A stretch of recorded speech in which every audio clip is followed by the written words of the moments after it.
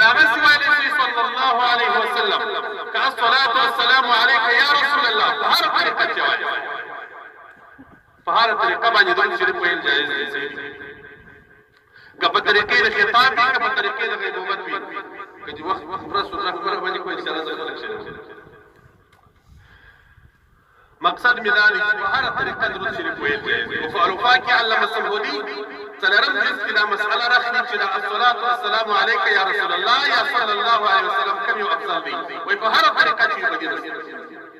اوس خو بعضې خلک له دې څوم بندي وایي چې ویل چې الصلاة والسلام عليك يا رسول الله نعوذ بالله وایي دا مشرک دا وایي بدعتي دا الله د رسول صلی الله علیه وسلم په درود ویلو مو خلک بس بدعتیان او مشرکان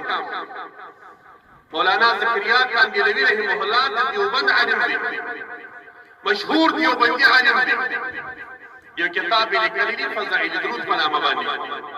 وګورئ پکې یو درود پکې دا لیکي چې الصلاة والسلام علیک یا رسول الله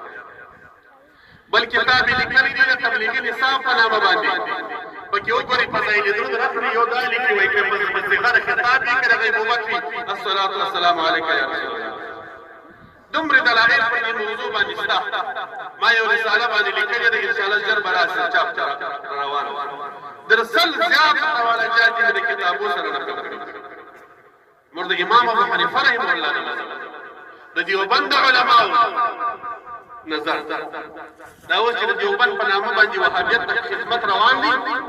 د دیوبندیان نه دي د خپل اسلاف واغیان زه مقرر ځایونه خلکو ته وایم چې نن سبا ګورئ هوش کوئ هوښیار اوسئ وهابیت بدنامه سوی دي سلفیت بدنامه سوی دي د رحماني صاحب خبره ده دلته انتن نه ورکوي نن د دیوبند په جامه باندې خدمت وهابیانو ته روانه ځان ته به دیوبندي وایي زموږ د اسلافو طریقې به ردوي پر هغو به د شرک د بدعت رافعې لګوي دغه د دیوبند اکابرین مولانا زکریا کاندیلوی رحمه الله دیوبندي عالم دی د الصلاة والسلام علیک یا رسول الله ذکر راکړي مولانا اشرف علي طحالوی رحمه الله دیوبندي عالم دی یو کتاب لیکي مبادئ تصوف مورد ته ذکر ورکوي په پنځمه صفحه کې وایي دا ذکر کولی شوی چې صلی الله علیک یا محمد مولانا امداد الله مهاجري مکی رحمه الله د دیوبندیانو استاد دی درې یا څلور ځای په خپل کتاب کې کلیات کې دا ذکر موردان ته کوي چې یا رسول الله یا محمد یا احمد ذکر کوه